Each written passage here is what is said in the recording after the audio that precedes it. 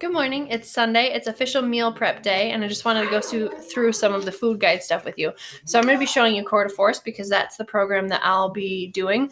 But almost all of the Beachbody programs, if you get the DVDs, comes in this trifold with the 3 DVDs there with the different workouts on it. And then in this back pocket is your meal plan. There are a couple of programs that don't come that way. Like Body Beast has its own separate book. I jokingly say that that's because you get so much food with Body Beast that they need a separate book for it.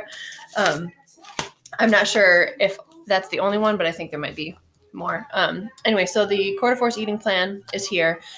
Any program that you get comes with this eating plan. So it should be in that back pocket of your trifold guide. If you're doing Beachbody On Demand, you get the same guide in a PDF form that you can get through the Beachbody On Demand website.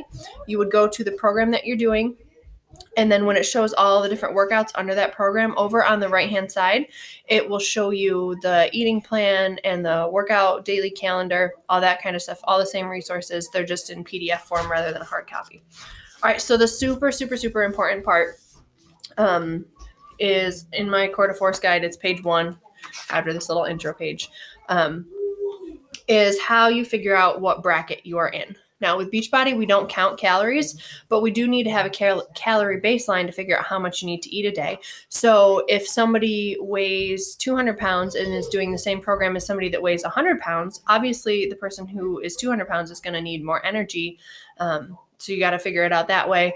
And then there's also different bracket considerations based on how active you are. So if you have a desk job versus you are a teacher and you're up on your feet all day, that kind of stuff. So take all that into consideration. So you're going to go through that step. If you have any questions on that, let me know.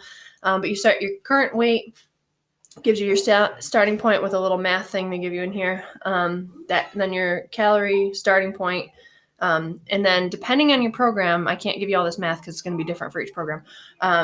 For Core to Force, I add 400 calories. If you were doing something like Body Beast, it'd be a lot higher. If you're doing something like yoga, it would be lower.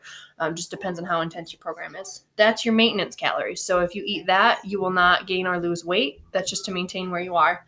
Then you need a calorie deficit. It tells you what that is. And then that will tell you if you are in plan A, B, C, or D. Then the next page will show you for each of those categories how many of each serving that you get. Don't mind the kids in the background. They were watching a TV show, so I came into the playroom and they noticed. So now they're in the playroom. Hey guys, I need you to be quiet for a minute, okay? All right, so then in the meal plan, once you figured out how many you need of each, so for example, I need 5 servings of veggies a day. I go here, and these are my options of veggies. Now, if there's something that's not on this list, I don't take that to mean that I can't eat it. These are just measured out. Obviously, in one page, they can't list every single vegetable.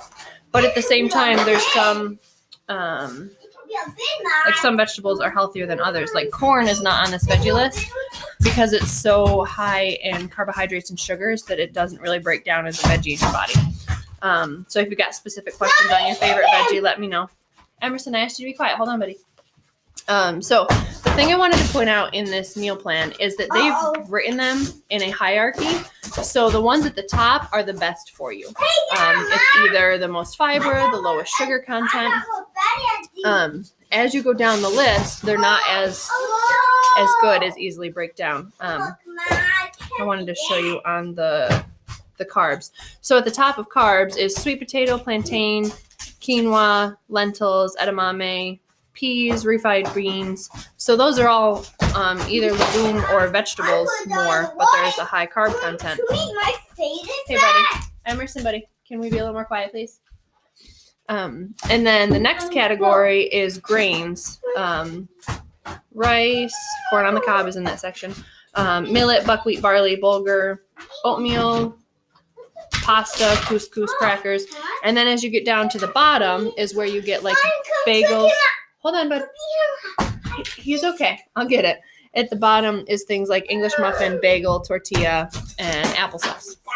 So the healthiest options are about the top third on any one of those categories, but any of those on there are options. So if you have any questions, send me a message or comment.